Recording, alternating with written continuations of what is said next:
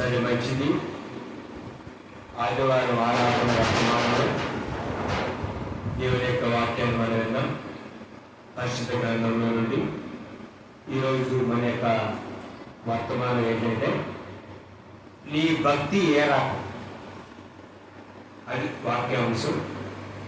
ప్రకటన గ్రంథ వివరణలో భాగంగా 4వ భాగం వచ్చే ఆదివారం మనం ఉందాం. ఈ వారం దేవుని వాక్యం నీ భక్తి ఏరా, ఇది మన యొక్క వాక్యాంశం. ముందు అసలు భక్తి అంటే భక్తి అంటే దేవుణ్ణి ప్రేమించడం. సహజం సమాజంలో భక్తి అంటే అసలు ఏంటి? భక్తి అంటే ఏంటంటే దేవుణ్ణి ప్రేమించడం, దేవుని యొక్క మాట వినడం, ఆయన చిత్త ప్రకారం నడుచుకోవడం అనేది భక్తి. సహజంగా లోకంలో కూడా భక్తి అంటే ఏంటి? ఇదే భక్తి అంటే. అయితే క్రైస్తవ భక్తి చేయడం ఏంటంటే పాపానికి దూరంగా ఉండడం, ఇతరుల ప్రేమ చూపించింది. దేవుని వాక్యం ఏం చెప్తుంది? తిమోతి గారికి రాసిన వారి పత్రిక 4వ అధ్యాయం 8వ వచనంలో దేవుని యొక్క వాక్యం ఏం చెప్తుంది? తిమోతి గారికి రాసిన మొదటి పత్రిక 4వ అధ్యాయం 8వ వచనంలో దేవుని వాక్యం ఏం చెప్తుంది? ఒకసారి మనం చూడడం చదవండి. వాక్యంలో నుండి పౌలు గారు తిమోతి గారికి రాసిన పత్రిక 4వ అధ్యాయం 8వ వచనం. మొదటి తిమోతి. శరీర సంబంధమైన సాధకము కొంచెం మట్టుకే ప్రయోజనకరమవును గాని దైవభక్తి ఇప్పటి జీవ విషయంలోను రాబో జీవ విషయంలోను వాగ్దానములతో కూడినదైనందున అది అన్ని విషయములలో ప్రయోజనకరమవును. చూసారండి, భక్తి శరీర సంబంధమైన సాధకము కొంచెం మట్టుకే ప్రయోజనం. శరీర సంబంధమైన సాధకం అంటే ప్రాక్టీస్. శరీరం చాలా మంది చూడండి, ఉదయం లేకపోతే వాకింగ్ చేస్తారు, కొంతమంది రైడింగ్ చేస్తారు, కొంతమంది ఎక్సర్సైజ్ చేస్తారు. అదేంటిది? దాన్ని అంటారు ప్రాక్టీస్, శరీర సంబంధమైన సాధన. మరి శరీర సంబంధమైన సాధన ఎంతమందికి ఉపయోగం? కొంతమందికి. కానీ భక్తి అనేది ఇప్పుడు, భవిష్యత్తులో, రేపు నిత్యం అది ఉపయోగం. ఆ విషయాన్ని ఇక్కడ పౌలు గారు దేవుని వాక్యం చెప్తున్నారు. పరిశుద్ధాత్మ దేవుడు అపోస్తలుడైన పౌలు గారి ద్వారా తిమోతి గారికి రాసిన పత్రికలో పౌలు గారి యొక్క విషయాన్ని తెలియజేశారు. రెండవ విషయం సద్భక్తి, అంటే మంచి భక్తి.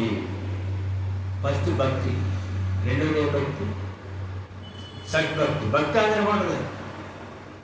లోకంలో అందరికీ భక్తి ఉండదు. అర్థం కదా? ఏదో ఒక సందర్భంలో ఏదో విధంగా వారు కలిగినటువంటి భక్తిని వారు తెలియాలి. లోకంలో ఎప్పుడో సంవత్సరం ఒకసారైనా ఏదైనా విద్య జరిగిన, వినోదం జరిగిన, కార్యక్రమాలు జరిగిన భక్తిని ఏం చేస్తారంటే తెలియజేయాలి. అది భక్తి. అయితే సద్భక్తి మంచి భక్తి. మరి లోకంలో ఉన్నది ఏ భక్తి? లోకంలో ఏ భక్తి అంటే చెడ్డ భక్తి. అంటే ఇప్పుడు లోకంలో ఏం చేసి మళ్ళీ ఏ భక్తి చేసినా అది కొట్టుకుపో, దాన్ని ఎవరు పట్టించుకోరు. అంతే అంటే తాగుతున్నాడు, తాగిపడి భక్తి విధానం ఉండేవాడు, భక్తి విధానం అప్పుడు ఏమంటారు? తాగిపోతే అంట, తాగి చేయాలి, కాకపోతే అంటారు. దాన్ని ఏమంటారు? భక్తి. అది భక్తే, అదే కదా. కానీ అది ఏ భక్తి? చెడ్డ భక్తి. కానీ వాక్యం చెప్తుంది ఏ భక్తి? మంచి భక్తి. హృదయపూర్వకంగా నిజాయితీగా స్వార్థం లేకుండా దేవుడిని ప్రేమించడమే సద్భక్తి. ఇది బయటకు చూపించడానికి చేసే భక్తి కాదు, మన హృదయం నుండి వచ్చే భక్తి. యోహాను గారు రాసిన సువార్త 4వ అధ్యాయం 24వ వచనంలో అక్కడ దేవుని వాక్యం ఏమదాయపడిందంటే, దేవుడు ఆత్మ కనుక ఆయన ఆరాధించేవారు ఆత్మతోనూ సత్యంతోనూ ఆరాధించవలను అని ప్రభువైన యేసుక్రీస్తు వారు సమరయ స్త్రీతో మాట్లాడినటువంటి సంభాషణలో ఆ సందర్భంలో యేసుక్రీస్తు వారు చెప్పినటువంటి మాట. సద్భక్తి అంటే నిజాయితీతో కూడిన భక్తి. సత్యం అంటే ఏంటి? నిజాయితీ. అర్థం కదా? ఆత్మతోనూ అంటే దేవుని యొక్క వాక్యముతో, ఆత్మతోనూ సత్యముతోనూ. సత్యం అంటే నిజాయితీ, వాక్యం. ఆత్మతోనూ అంటే హృదయపూర్వకంగా. క్రీస్తు యేసునందు సద్భక్తితో ఉద్దేశించి వారందరూ హింస పొందుతారు అని దేవుని యొక్క వాక్యంలో చెప్పబడుతుంది. క్రీస్తు యేసులో సద్భక్తితో బ్రతికేది, క్రీస్తు యేసునందు సద్భక్తితో బ్రతుకను ఉద్దేశించాలి. అప్పుడు ఏం పొందుకుంటారు? క్రీస్తు యేసునందు సద్భక్తితో బ్రతుకను ఉద్దేశించి వారందరూ హింసపడతారు. ఇప్పుడు ఇంట్లో చూడండి, నువ్వు అలా చేయొద్దు, ఇలా చేయొద్దు అంటే పిల్లలకి ఏమొచ్చింది? కోపం. వాళ్ళకి మన మీద కోపం వచ్చింది. మనం ఎలా కనపడతాం? శత్రువుగా కనపడతాం పిల్లలకి. ఏదైనా చేసుకోండి అంటే మంచోడే. పాపం చేయొద్దని చెప్పేవాడు శత్రువుగా కనపడతాం. పాపాన్ని ప్రోత్సహించేవాడు మిత్రుగా కనపడతాం. ఎలా ఉండబడుతుంది, ఎలా ఉండబడుతుందా అంటే ఇష్టం ఉండదు. వాళ్ళతో మాట్లాడడానికి మనసు ఉండదు. మా నాన్న ఎప్పుడు అజయ్ అని తల్లిదండ్రుల మీద కోపాడుతున్నాడు. అదే కన్నతల్లి జాతర పడుతుంది, నేను అన్నట్టే చెప్తున్నాను ఏనాడే అని వీళ్ళు చెబుతారు. అప్పుడు వీళ్ళు ఏం చేస్తున్నట్టు? వీళ్ళు ప్రోత్సహిస్తున్నారు, చెడ్డభక్తిని ప్రోత్సహిస్తున్నారు. కనుక మంచిగా ఉండాలి, మంచి భక్తి చేయాలని చెప్తే ఎవరికి ఇష్టం ఉంది? ఈరోజు క్రైస్తవ సమాజంలో చేసేటటువంటి భక్తి చాలామంది స్థానిక సంఘాలలో చాలామంది క్రీస్తునందు పిలిచిన వాళ్ళు చేసే భక్తి ఏ భక్తి తెలుసా? చెడ్డ భక్తి, మంచి భక్తి కాదు. లోకంలో ఉన్నవారు వాళ్ళు దేవుడి సన్నిధికి వెళ్తున్నారని వాళ్ళు అనుకుంటున్నారు, వీళ్ళు దేవుడి సన్నిధికి వస్తున్నవారు అనుకుంటున్నారు. మరి వాళ్ళు చేసిన భక్తి వీళ్ళు చేసేది ఇప్పుడు భక్తి. అందరూ భక్తి పడలేదు, మరి భక్తి లేదు. అదేనండి, అందరూ మంచోళ్ళే, చెడ్డోడా? అందరూ చెడ్డగా ఉన్నారనే కదా దేవుడు మంచిగా ఉంటుందని చెప్పి. చాలా మంది ఏమంటారు, అందరూ చెడ్డోళ్ళండి, అందరూ సమాజం అంతా చెప్పిందండి, సమాజం అంతా చెప్పిందని మనం ఇప్పుడు అనుకుంటాం. ఆది కాండంలో 6వ అధ్యాయంలో జల ప్రయాణానికి ముందే సమాజం జరిపేది. ఎప్పుడు జరిపేది సమాజం? జల ప్రయాణానికి ముందే, ధర్మశాస్త్రం రాకముందే, నోవా గారి కాలంలోనే సమాజం అనేది చెబితే నరుని యొక్క ఒకే ఆలోచన కేవలం ఎల్లప్పుడూ చెడ్డదాన్ని యెహోవా చూసి మనిషిని సృష్టించినందుకు దేవుడు ఏమయ్యాడు? బాధపడ్డాడు. అప్పుడే చెడ్డది సమాజం. ఇప్పుడు మనం చెడ్డదండి. టీవీ వచ్చిన కాడి నుంచి, సినిమాలు వచ్చిన కాడి నుంచి, ఫోన్లు వచ్చిన కాడి నుంచి చెడిపోతున్నారండి. సినిమాలు, టీవీలు, ఫోన్లు, ట్యాబ్లు, కంప్యూటర్లు రాకముందే అప్పుడే చెప్పారు. మరి ఇప్పుడు చెప్పారు అందరూ పెద్ద ఆశ్చర్యం లేదు. అప్పుడే చెప్పారు. అందరూ చెడ్డోళ్ళు కాబట్టే నువ్వు మంచిగా ఉండాలి అని దేవుడు చెప్పారు. అందరూ చెడ్డోళ్ళు కాబట్టి వాళ్ళకి దూరంగా ఉండాలి. క్రీస్తు యేసునందు సద్భక్తితో బ్రతుకును ఉద్దేశించి వాళ్ళందరూ హింస పొందుతారు. తర్వాత భక్తి ఏంటి తెలుసా? మొట్టమొదటి భక్తి, రెండవది సద్భక్తి, మూడవది ఆచార భక్తి. ఏ భక్తి? దేవుని పట్ల ప్రేమ కంటే ఎక్కువ ఆచారాలు సాంప్రదాయాల మీద ఆధారపడి చేసే భక్తి. ప్రతిరోజు ప్రార్థన చేసుకోవాలి. ఇదేంటిది? ఆచారం. ప్రార్థన చేసుకోవాలి కానీ హృదయపూర్వకంగా చేయాలి. ఉపవాసాలు ఉండాలి. 20 రోజుల ఉపాసం, 40 రోజుల ఉపాసం, 100 రోజుల ఉపాసం. ఎవరి కోసం ఉపాసం? ఎందుకు ఉపాసం? ఉపాసం ఉండడం ఏమి ప్రయోజనం? చర్చికి వెళ్తారు, మనసులో మార్పులు, బయటకు భక్తి, లోపల ఏమీ లేదు. మత్తయి సువార్త 15వ అధ్యాయం 8వ వచనంలో దేవుని వాక్యం ఏమని రాయబడింది? మత్తయి సువార్త చదవండి. మత్తయి సువార్త 15వ అధ్యాయం 8వ వచనంలో దేవుని వాక్యం ఏమని రాయబడింది? అక్కడ చదవండి. దేవుని వాక్యం ఏమని రాయబడింది? ప్రజలు తమ పెదవులతో నన్ను కనపరచుదురు గాని వారి హృదయం నాకు దూరంగా ఉన్నది. చూసారండి, ఈ ప్రజలు పెదవులతో నన్ను కనపరుచుదురు కానీ వారి హృదయం నాకు దూరంగా ఉండదని ప్రవక్త అయినటువంటి యెషయా దీని గురించి చెప్పిన మాట సరే అని యేసుక్రీస్తు వారు చెప్పారు. అతని పెదవులతో కనపడతాడు. మనసు ఎలా ఉంది? నోటితో తోటలు అంటే మనసులో ఎవరు లేరు, దేవుడు ఆత్మ లేదు. అదే భక్తి, ఆచార భక్తి. ఆదివారం ప్రార్థనకి వెళ్ళాలి, తెల్లబాటు చేసుకోవాలి. నేర్పింది ఆచారం. నేను అలవాటు చేసుకుని అనుకుంటాను. తెల్లబాటు చేసుకొని ప్రార్థించాలి. మనసులో ఏముంది? మనసు అంతా వెలుగు,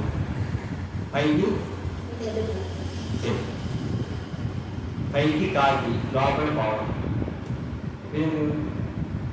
దేవుడు కోరుకునేది పైన మార్పు కాదు, అంతరంగంలో మార్పు. అంతరంగంలో మార్పు కాదు.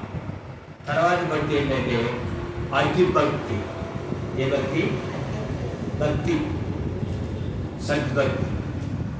మొట్టమొదటి భక్తి, రెండవది సద్భక్తి, మూడవది ఆచార భక్తి, నాలుగవది అతి భక్తి. దేవుని పట్ల ప్రేమ మంచిదే కానీ అది వివేకం లేకుండా ఉండే ప్రేమ. వివేకం లేదు. రోడ్లు రాసిన పత్రిక 12వ అధ్యాయం 3వ వచనంలో దేవుని వాక్యం ఏమని రాయబడింది? దేవుని పట్ల ప్రేమ కలిగి ఉంటే మంచిదే కానీ అది వివేకం లేకుండా ఉండేటటువంటి భక్తిని అతి భక్తి. ఇతరులను తక్కువగా చూడటం, నేనే భక్తుల్ని, ఇతరులు భక్తి లేని వాళ్ళు అని చూడటం. చదవండి, రోడ్లు రాసిన పత్రిక 12వ అధ్యాయం 3వ వచనంలో దేవుని వాక్యం ఏమని రాయబడింది? తను తాను ఎంచుకొనదగిన దానికంటే ఎక్కువగా ఎంచుకొనక దేవుడు ఒక్కనికి విభజించి ఇచ్చిన విశ్వాస పరిమాణ ప్రకారము తాను స్వబుద్ధి గలవారగుటకై తగిన రీతిగా తన్ను ఎంచుకొనవలనని నాకు విశ్వాస పరిమాణం చొప్పున అనుకోవాలి. నేనే కాదు భక్తి కలిగిన వాళ్ళు కారణం అనుకోవాలి. ఏరియా ప్రవక్త అయినటువంటి ఏరియా గారి కాలంలో, ఆహాబు రాజు పరిపాలన కాలంలో ఏరియా గారు ఆడుతున్నారు తెలుసా? నేనే భక్తి కలిగిన వాడు. అయ్యా నీకోసం నేను ఒక్కనే బయటకు మొక్కకుండా నేను ఒక్కనే ఉన్నానని ఏరియా గారు అంటే అప్పుడు దేవుడు అన్నాడు తెలుసా? బయటకు మొక్కల వారు ఇంకా 700 మంది 700 మంది ఉన్నారు. ఎంతమంది? 700. నేను ఒక్కనే భక్తి కలిగిన వాడు అని అనుకోండి. నీ కళ్ళకి ఒక్కడే భక్తి కలిగిన వాడు. మరి దేవుడు చూస్తే భూమి మీద ఎంతమంది ఉన్నారు? భక్తి కలిగిన వాళ్ళు చాలా మంది ఉన్నారు. 6,700 కనుక కుటుంబ బాధ్యతలు పూర్తిగా మర్చిపోవడం, ఇతరులు తక్కువగా చూడడం. కుటుంబ బాధ్యతలు పూర్తిగా మర్చిపోవడం, కుటుంబ బాధ్యతలు పక్కన పెట్టడం. ఆదివారం ఆరాధన, ప్రార్థన కావాలి. ఇంకా కోడి మాసం ఏం చేయాలి? కోడి మాసం ఉండాలి, ప్రార్థన కావాలి. ఏం చేయాలి? కోడి మాసం వచ్చి ప్రార్థన కావాలి. ఏం చేయాలి? కోడి మాసం ఉండాలి, ప్రార్థన కావాలి. కోడి మాసం వచ్చి ప్రార్థన. ఇది కుటుంబ బాధ్యత నెరవేర్చి ప్రార్థన. నా ప్రార్థన మీరు అనుకోండి, మీరే చేశారు. కుటుంబ బాధ్యత నెరవేర్చి ప్రార్థన, ఇది భక్తి. అవసరమైతే తర్వాత వండుతానని చెప్పి సర్ది చెప్పి రా. నేనే రాజు ఉంది అంటే దానికి అది కొంచెం వేరే విధానం. అదే ఇది ఆచారంలో, ఇది అతిభక్తి. ఈ రోజుల్లో క్రైస్తవ సమాజంలో అతిభక్తి పనులు ఎక్కువ, భక్తిలో కూడా తక్కువ. మనం చేయాల్సిన ఏ భక్తి తెలుసా? సద్భక్తి. ఏ భక్తి? తర్వాత భక్తి ఏమిటి తెలుసా? మూఢ భక్తి. జ్ఞానం లేకుండా, సత్యం అర్థం చేసుకోకుండా చేసే భక్తి. అర్థం కదా? ఎవరు చెప్పినా నమ్మడం. దీన్ని ఏమంటారంటే మూఢ భక్తి. చాలా మంది ఏమంటారంటే ఎవరు చెప్పిన వాక్యం కాదండి, ఎవరు చెప్పిన వాక్యం అంటారు చాలా మంది. మరి జిల్లేడు పాలు పాలేవు, కేంద్రంలో పాలు పాడలేదు, అన్ని పాడాను.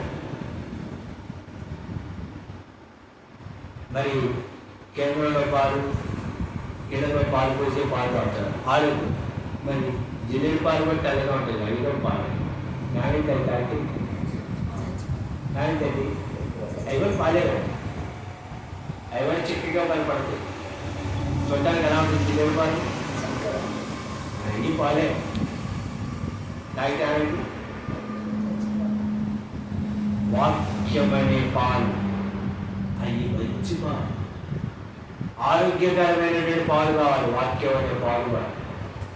ఈరోజు కూడా కల్తీ పాలు, ఈరోజు కూడా ఏముంది? కల్తీ వాక్యం ఉంది. కల్తీ పాలు అయితే ఆమెకి అనారోగ్యం. కల్తీ వాక్యం అంటే ఈ ఆత్మకు అనారోగ్యం. చూడండి, దేవుని వాక్యం ఏమన్నా హోషేయ గ్రంథం 4వ అధ్యాయం హోషేయ గ్రంథం 4:6. అక్కడ దేవుని వాక్యం ఏమన్నా హోషేయ గ్రంథం పాత నిబంధనలో హోషేయ గ్రంథం 4వ అధ్యాయం 6వ వచనంలో దేవుని వాక్యం చూసారండి. నా జనులకి ఏమైందట? జ్ఞానం లేదు. జ్ఞానవంతురాలు తనయులు కన్నులు, మూడురాలు తనయులు పెళ్ళి. జ్ఞానం లేదు. వివేకమైనటువంటి సుందర స్త్రీ పంది కుక్కున్న బంగారపు కన్ను. జ్ఞానం లేదు. ఆడవారికి ఏమన్నారు? జ్ఞానం ఉంది. ఆనాడు అవ్వగారు, ఆదాము గారు లేనప్పుడు అపవాది చెప్పిన మాట్లాడు ఏం లేదు, జ్ఞానం లేదు. ఎవరో చెప్తే నువ్వెంట పెట్టి దేవుడు ఆడాలని చెప్పాడు. అదే అందుకని స్త్రీ, అందుకని దేవుని వాక్యం ఏమన్నా రాబోతుంది? స్త్రీ అపరాధంలో పడింది. అదే కదా, స్త్రీ అపరాధంలో పడినది దేవుని వాక్యం రాయబడింది. మూఢభక్తి. ఒకసారి ఒక రోడ్డు మీద నడుచుకుంటాను. ఏ బాబు ఏంటి అతను నడుచుకుంటానంటే పలానూరు అతను. సరే పలానూరు అంటే మంచిదే, కానీ నడుచుకుంటాను ఎందుకు? పూర్వం నడుచుకుంటూ వెళ్ళేవాడు. ఎందుకు పూర్వం నడుచుకుంటూ వెళ్ళేవాడు? ఎందుకు నడుచుకుంటూ వెళ్ళేవాడు? అప్పట్లో ప్రయాణ సాధనాలు తక్కువ.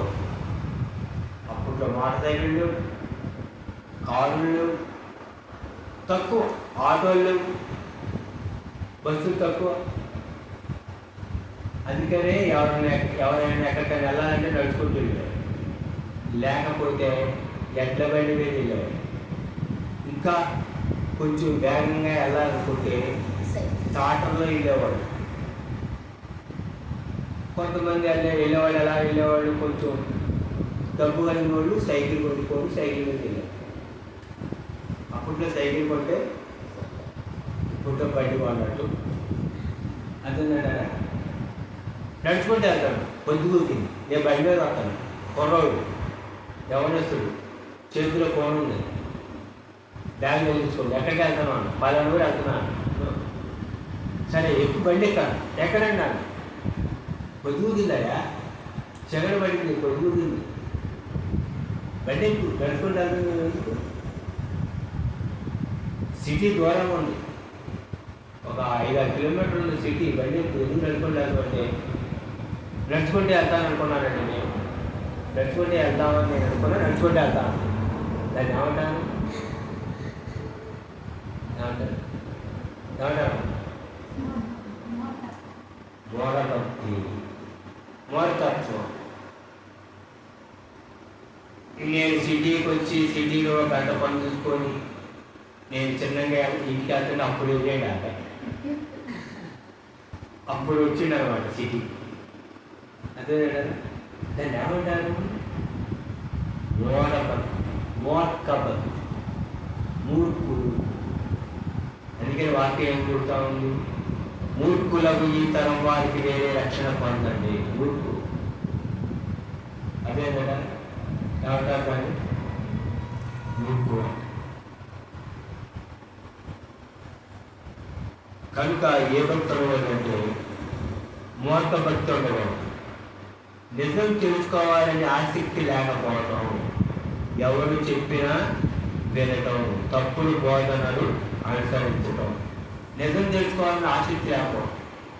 పరిశుద్ధ గ్రంథంలో దేవుని వాక్యం చదువుతూ ఉంటే ఏ విషయాల గురించి ఏది వాస్తవా అని వాక్యాన్ని చదివి పరిశోధించి ప్రార్థించి తెలుసుకుంటే అప్పుడు నాకు అర్థమైంది, ఓ ఇదా అని.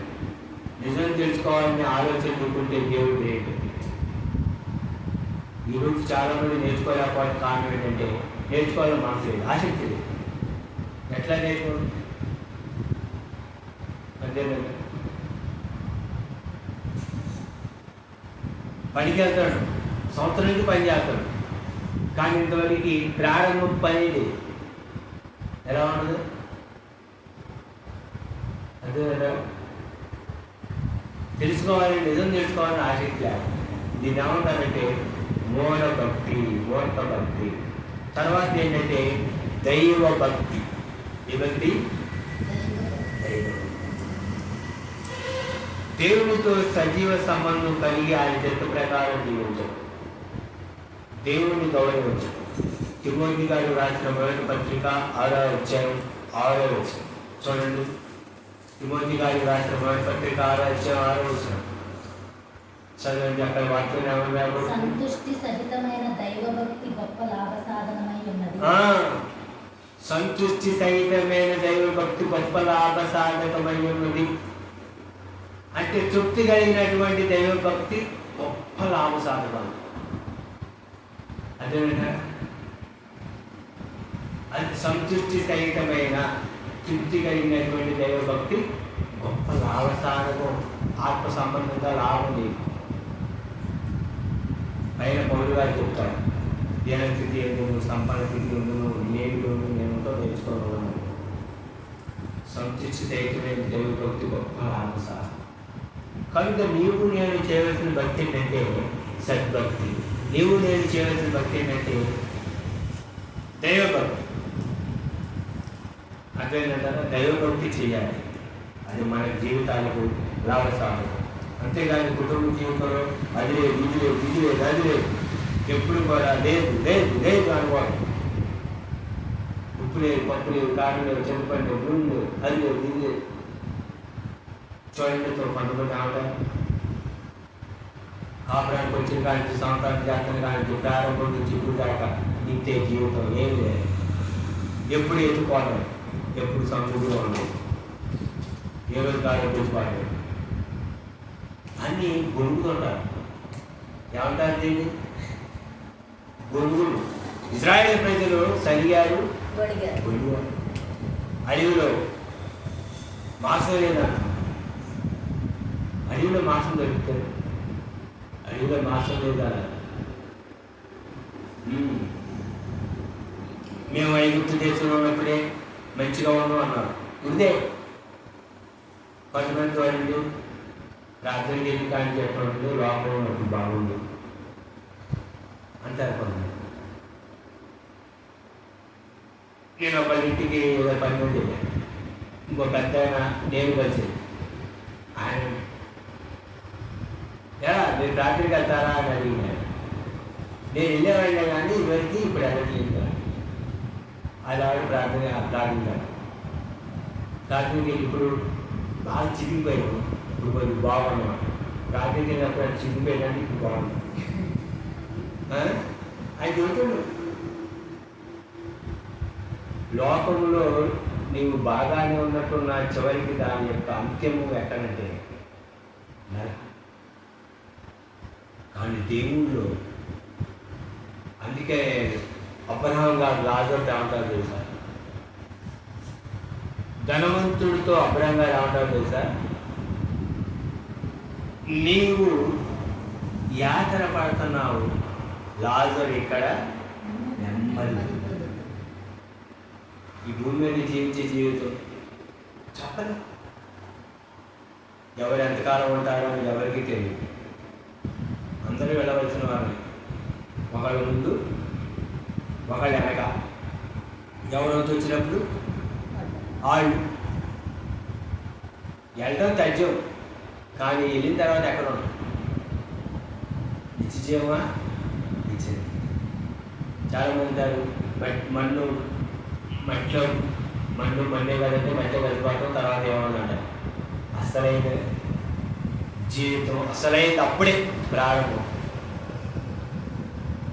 ఎవరైతే మట్టిలో కలిసిపోతుందా, తర్వాత ఏం లేదుగా బూడిదేగా అంటారు సరే, అప్పుడు తెలుస్తాడు. అప్పుడు ఏమి రాలేదు నోటి మాట, అంతేనంట. ఇదేం అప్పుడు తెలిసిందేగా. కనుక క్రీస్తు యేసును సద్భక్తి కలిగి జీవించి దైవభక్తి కలిగి చేద్దాం. ఈ భక్తి ఏ రకం? ఈ ఆదివారం ఈ భక్తి రకాల్లో నువ్వు ఏ భక్తిలో ఉన్నావు? నీవు ఉండవలసిన సద్భక్తి, నువ్వు ఉండవలసింది దైవభక్తి. కనుక అట్టి భక్తి కలిగి విశ్వాస ఆత్మీయ జీవితంలో మనం ముందుకు సాగు. అటు కృపా ప్రభు మాట గురించి కాక ఆమె తల నుంచి కలిసినట్టయితే ప్రార్థన తీసుకొని ముగించుకుంటాం.